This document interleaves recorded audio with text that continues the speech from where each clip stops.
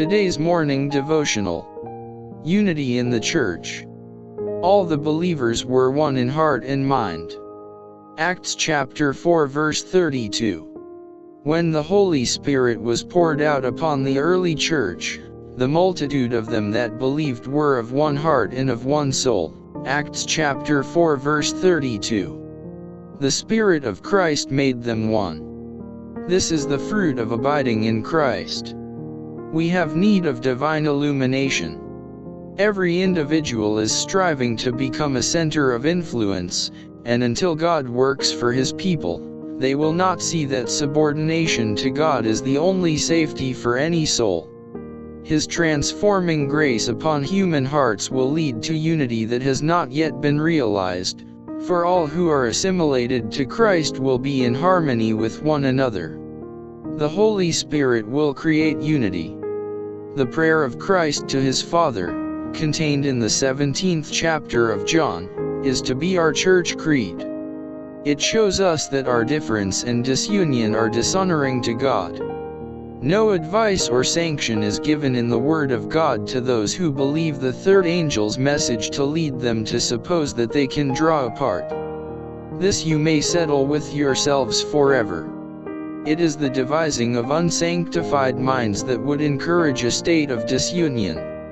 The sophistry of men may appear right in their own eyes, but it is not truth and righteousness. For He is our peace, who hath made both one, and hath broken down the middle wall of partition between us, that He might reconcile both unto God in one body by the cross. Ephesians chapter 2 verses 14 to 16. Christ is the uniting link in the golden chain which binds believers together in God. There must be no separating in this great testing time. The children of God constitute one united whole in Christ, who presents His cross as the center of attraction. All who believe are one in Him. Human feelings will lead men to take the work into their own hands, and the building thus becomes disproportionate. The Lord therefore employs a variety of gifts to make the building symmetrical. Not one feature of the truth is to be hidden or made of little account. God cannot be glorified unless the building, fitly framed together, grow it unto an holy temple in the Lord. A great subject is here comprehended, and those who understand the truth for this time must take heed how they hear and how they build and educate others to practice.